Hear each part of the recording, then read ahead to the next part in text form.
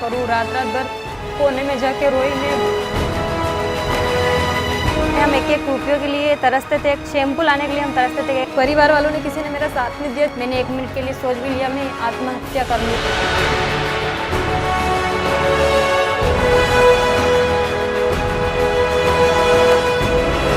अगर घनेडीवाल ट्रस्ट नहीं होता तो जीवन में पता नहीं अब क्या होता।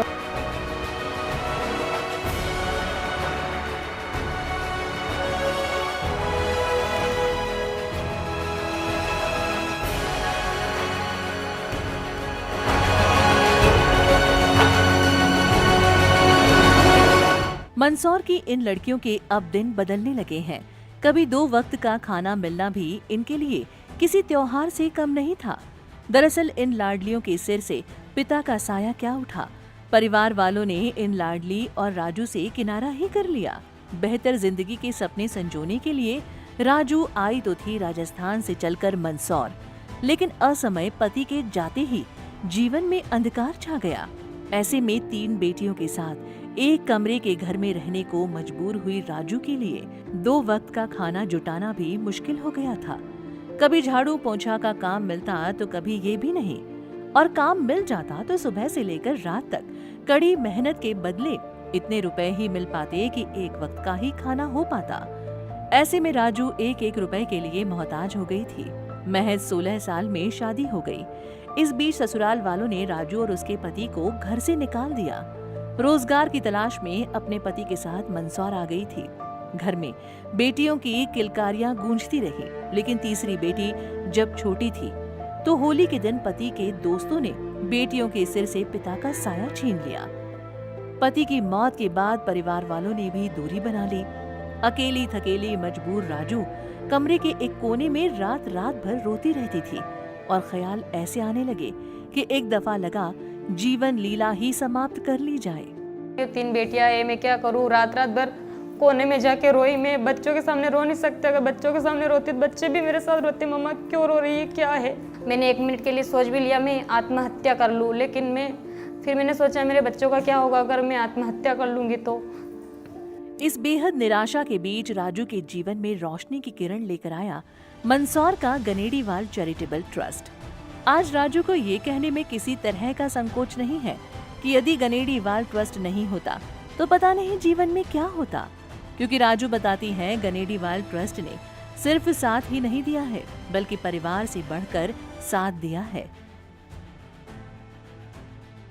एक छोटा सा कमरा मैंने किराए से ले रखा था पहले तो, और अब ऑटो मिलने के बाद में मैंने आज 2 रूम किचन ले लिया, क्योंकि आज पैसा अच्छा आने लगा तो उस हिसाब से अपन कर रहे हैं। और पहले एक छोटा सा कमरा था तो कभी बाथरूम में जाके रोने लग जाती कि बच्चे मुझे देखे नहीं, जी भर के रो लेती। उसके बाद में फिर मैं अपना काम शुरू कर लेती थी। परिवार वालों ने किसी ने मेरा साथ नहीं दिया, जितना साथ हमारे घनेडीवाल सर ने दिया। मैं तो यही कहती हूँ कि हमारे रियल माँ बाप तो थे ही और है ही है, लेकिन आज हमारे घनेडीवाल सर ने जितना कुछ किया वो बहुत ज़्यादा कर दिया, जिसकी भी कोई हद नहीं, इतना ज़्यादा किया है। फर्स्ट हमारे घनेडीवाल सर एक हमारी शक्ति, एक हमारी हिम्मत है जो मतलब आज हम इस जगह खड़े हैं, वरना हमारे वही दर दर की ठोकरें खानी पड़ती है। बच्चे कहाँ रहते, मैं कहाँ रहती है। गनेडीवाल ट्रस्ट को राजू की इस दुख भरी जिंदगी की जानकारी लगी तो ऐसी कई महिलाओं की जिंदगी बदल चुके गनेडीवाल ट्रस्ट ने राजू की जिंदगी बदलने का भी बीड़ा उठा लिया। राजू से फॉर्म भरवाया और झाड़ू पोंछा का काम छुड़वाकर राजू के हाथ में ई-रिक्शा की चाबी थमा दी।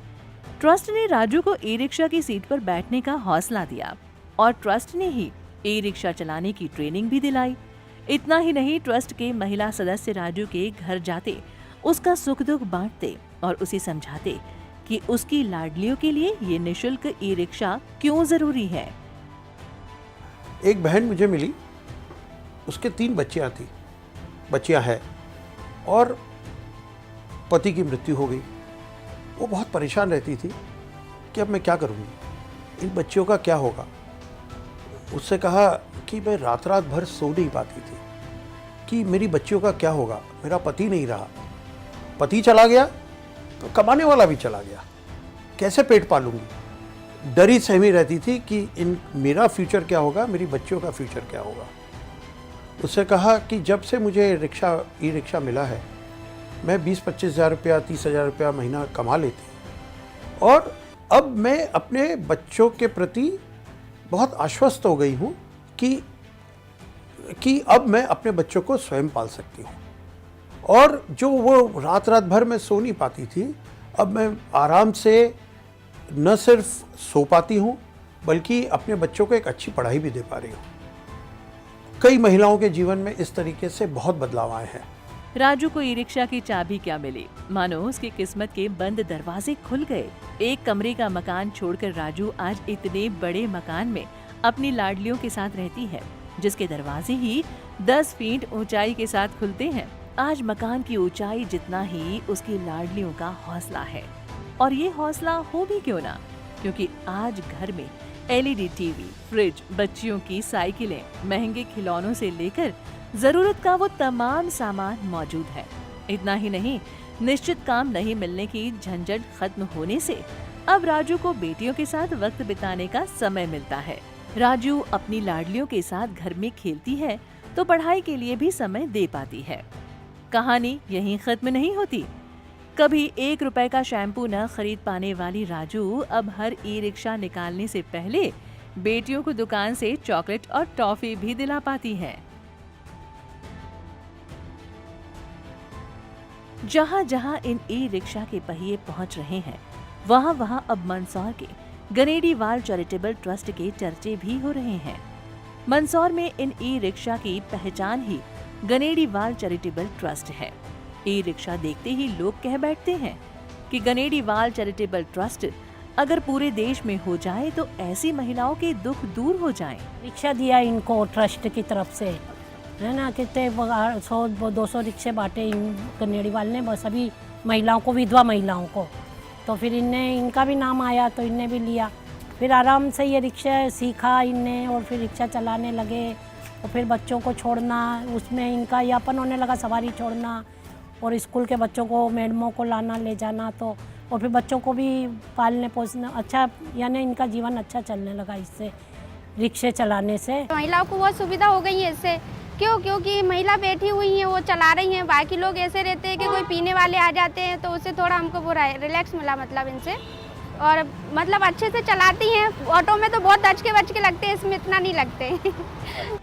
इन ई रिक्शा ने महिलाओं की किस्मत ही नहीं बदली, महिलाओं के प्रति समाज का नजरिया भी बदला है। बड़े तो बड़े, अब बच्चे भी इस महिला सशक्तिकरण की मुहिम से प्रभावित हो रहे हैं। मम्मा अपन ऑटो में बैठते हैं, इतने में वहाँ से एक ई रिक्शा आया।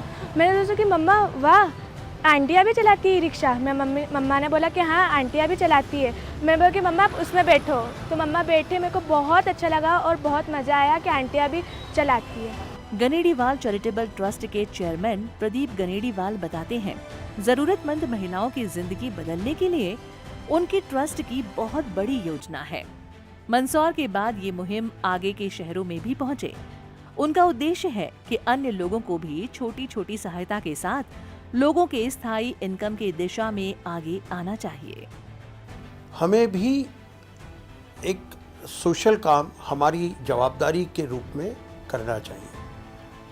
ये काम हर व्यक्ति कर सकता है, उसका स्केल अलग हो सकता है। कोई छोटे स्केल पे कर सकता है, कोई बड़े स्केल पे कर सकता है।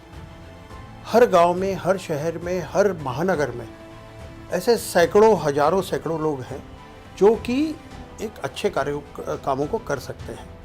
अगर यह एक समूह बन जाए और हर व्यक्ति के मन में यह भावनाएं जागृत हो जाए तो समाज की बहुत सारी प्रॉब्लम्स सरकार से नहीं, हम आपस में बैठ करके सुलझा सकते हैं, उसे ठीक कर सकते हैं। ये भी एक मेरी कहीं ना कहीं सोच है कि हर गांव, हर कस्बा, हर मोहल्ला, हर शहर, हर महानगर, यहाँ पर हर व्यक्ति के मन में इस तरीके की भावनाएं जागृत हो और जो भी कुछ वो कर सके वो सोसाइटी के लिए कुछ न कुछ।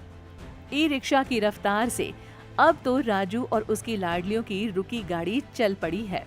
राजू अब गनेड़ीवाल चैरिटेबल ट्रस्ट के ई रिक्शा से होने वाले आमदनी में बचत भी करने लगी है और राजू की प्लानिंग है कि अपनी लाडलियों को अच्छा पढ़ाने लिखाने के साथ साथ अब अपनी कमाई से एक और ई रिक्शा खरीद ही लिया जाए। गनेड़ीवाल चैरिटेबल ट्रस्ट से लाडलियों की जिंदगी बदल रही है। राजू नए नए सपने गढ़ रही है। कनेडीवाल चैरिटेबल ट्रस्ट शहर के नागरिकों को फिटनेस का मंत्र लगातार देता आया है। इसके लिए समय समय पर मैराथन दौड़ जैसे आयोजन अब मंदसौर में आम बात हो गई है।